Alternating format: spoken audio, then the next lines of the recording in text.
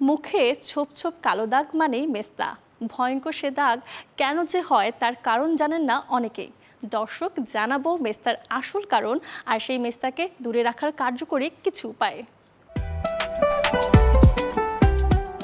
মেস্তা হলো ত্বকের উপর দেখা দেয়া বাদামি বা কালো দাগ। জিনগত, সূর্যের আলো, চুলার আগুন, গর্ভাবস্থা সহ নানা কারণে মেস্তা হতে পারে। মেস্তা দূর করতে অন্যতম কার্যকরী উপায় হলো টক দইয়ের ব্যবহার।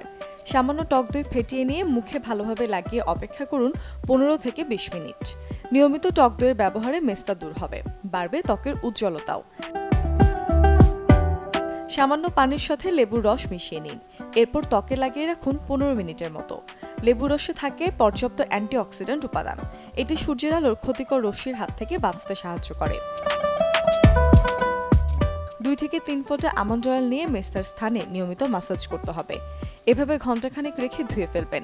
নিয়মিত ব্যবহারে মেস্তার দাগ দূর হবে। ত্বকে ব্যবহার উপযোগী যে কোনো তেল হালকা গরম করে মুখে মাসাজ করুন।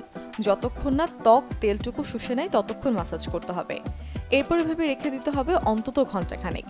তারপর হালকা গরম পানি দিয়ে মুখ ধুয়ে নিন। এই উপায়ে মেস্তার দাগ দ্রুত দূর হয়। গরমে অতিরিক্ত ঘাম হয় বলেই অনেকেরই থাকে সানস্ক্রিন ব্যবহারের প্রতি অনীহা, কিন্তু সূর্যের তাপ থেকে ত্বককে বাঁচাতে নিয়মিত সানস্ক্রিন ব্যবহার করতে হবে। প্রতিদিন বাইরে বের হওয়ার অন্তত 20 মিনিট আগে সানস্ক্রিন ব্যবহার করুন। সেই সাথে রোদে বের হলে ছাতা, মাস্ক ও সানগ্লাস রাখুন। Desk report, channel 24।